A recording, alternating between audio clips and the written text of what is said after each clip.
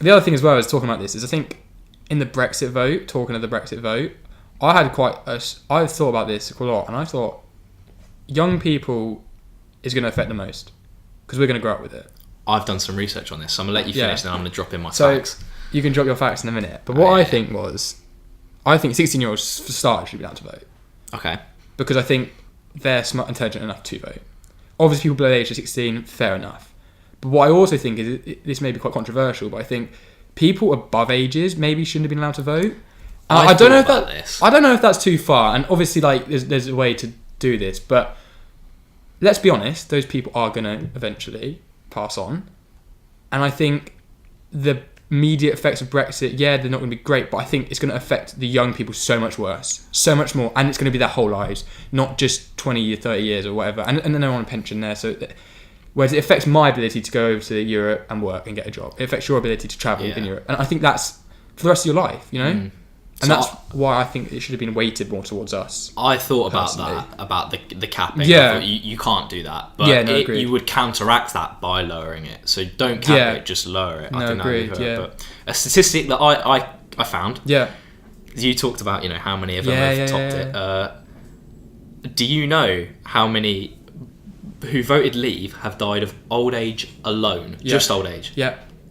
2% of the... 2% of the people that voted leave have passed on from... So you're telling me now... if they are following average statistics. Oh, average statistics, yeah. So that's 1 in 50. So that's saying that 2% have...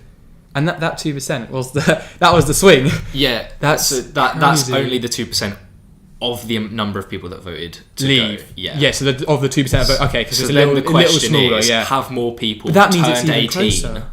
The question is, have more people turned 18 to sway it? I don't know. I can't remember the numbers of that, but I do know because a lot of people... 2% of the Brexiteer population. That's ridiculous. And it's sad people are dying, but that is... You've got to look at the facts. You've got to look at this. That's a significant amount of people that have already gone who aren't going to... And the thing is, it has no effect on them. And the thing is, I think the problem is it was so close. Well, the problem is you can never predict what's going to happen. So you didn't know that was going to happen to them. 100%, yeah. And it's sad, but it shows a problem with the system. I agree, yeah. And I think, do you know, the one thing I did like about this vote, though, was the fact that it was every vote counts.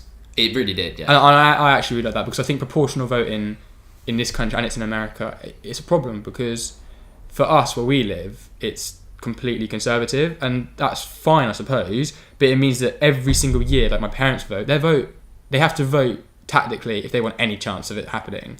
But how long the guy in our area has been in for 16 years? Yeah, we're a hard conservative area, so I don't bother.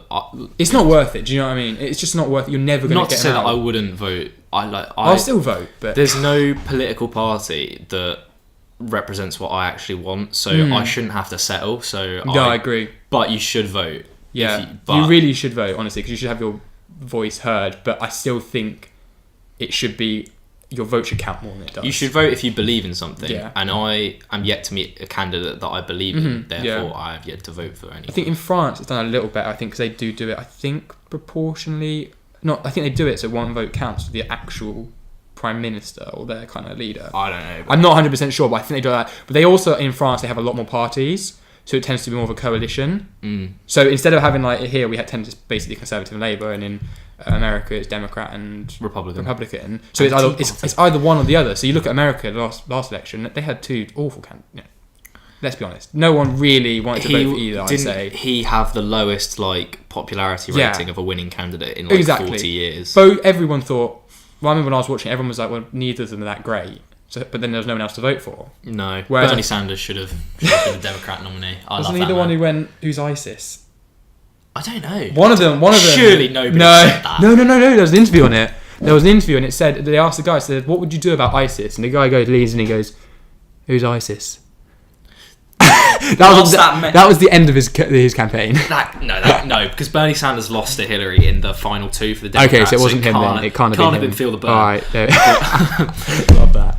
That's really poor. That somebody. Yeah, someone actually said who was running. I like the guy that wears a wellie on his head in America. He runs independent. And he has a big old beard. He looks like a Roald Dahl character. Yeah. I can't remember his name, but he's He's a guy. He's a character. He's a character. He's a character. This is the thing. It's kind of popularity contest now, isn't it? Personality contest. People are voting. Personality, certainly so. Oh, 100%. And I think that's a bad thing. It should be on the policies and what they stand for. I'll tell you what. I've got a controversial opinion for you. Go on. And I tell a lot of people this opinion. Cause would you... I personally would have Donald Trump just to let him negotiate the Brexit deal. Yeah, I can see that. Because he's a business guy. Exactly. And more important, when he gets in a room, he gets what he wants, whether that's in the terms of a business deal, in allegations of illegal things. Yeah. He has a very commanding presence, and I would rather have that in a negotiation than someone who, let's be honest, Donald Trump is made fun of too, but Theresa, there's a difference between being the butt of a joke and being a joke. Yeah, no, agreed. And I just think he would be better. Why not have someone who's been making deals all of their life make a deal? I think, do you know what, with Donald Trump, it's an interesting one, because when you look at what he's done objectively, he's actually done, like, as a president, judging him as a president. Yeah, as a human being. As a human being, yeah, it's not great, mate. I'm not gonna lie to you. You got work, like a lot of work to do. Yeah. But as a president, like what he's done with North Korea, I mean, he went about handling it. Who saw that coming? Exactly. No one saw that coming. He went out and he handled it, and he's done other stuff. Like I know I can't name any, but he's delivered on quite a few of the things he said he wants to do. Yeah, he has also done some terrible things, like separating children from their families. But exactly, it's controversial, but it's like. Well, I think that's unobjectively bad. Yeah, no. Yeah, agreed. I think, yeah, as I said, as a business person, he's very good at what he does. I would have him for the deal. I wouldn't have him in general. No, I wouldn't want him as our prime minister or whatever. But I think in the deal, he'd go into that room and he'd get us I believe he would get us one of the best deals we could get. That's my controversial opinion. Would you, listening, want Donald Trump to negotiate the deal, or would you rather stick with Theresa May? Would you shake hands with the devil to get?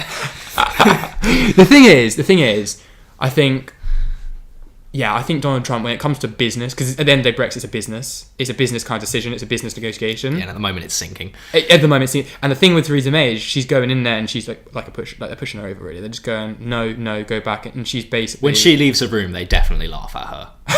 I can imagine that. Definitely. I 100%. Yeah. They all have to sit there really straight faced when they hear her heels clicking in the corridor. They just once they hear a second door shut, they're like, "Who is this? What's going on?" No, definitely. Like, and the thing is, I think, Donald Trump, I think he couldn't negotiate us a better deal. That's my controversial. No, I don't think that's that. I think that's a fair. It's backed up with facts. I can understand why people wouldn't want that though. Oh, I could certainly. You may not want his persona representing our country. No, yeah. Yeah, you wouldn't want that associated. And I'm not a supporter of. I'm not a supporter of Donald Trump, but I agree. Yeah, a believer in the fact that he didn't build a business. He built a business empire from a small loan of $1 million, but small. To be worth $1 billion, I don't know how much he's actually worth. I might have plucked that out of thin air. Yeah. But to be, to start with $1 million, head start. But to make it to where he is today, he's still done. He has clear business skills. No, I agree with that. How much do you reckon his net worth is? Predictions? It's got to be over $1 billion, surely. Yeah, you think so, wouldn't you? Although it may have gone down now, he's distanced himself from some of his assets. He doesn't get paid to be president. That's he gets paid minimum wage, which I think is, fair play. He's worth $3.1 billion US. Is he? That's quite a bit. So from $1 million to 3.1. That's more than I'll earn in my lifetime. However, do you reckon that includes inheritance? Maybe from his father's businesses? I don't know. Actually, that's true. He would have still built on it. I still think he's built like. I still think he's gone from 1 million and he's taken up as a business person. He's done well. I don't agree with all of his business. He's undeniably good in that field. I don't agree with him as a human being, but I think when you look at him, what he's done in terms of the business world, even to be fair to him, going from a non-politician to actually getting to prime minister, you have to respect someone who is so good in their field. He's climbed up. Yeah, you have to respect them in that field. You don't have to respect them elsewhere. Exactly. Yeah, and I think I did not respect Usain Bolt as a footballer whatsoever, and I thought it was a mockery to actual footballers that he tried to do that. Yeah. I think. Yeah, let's move on to that. Let's move on to football.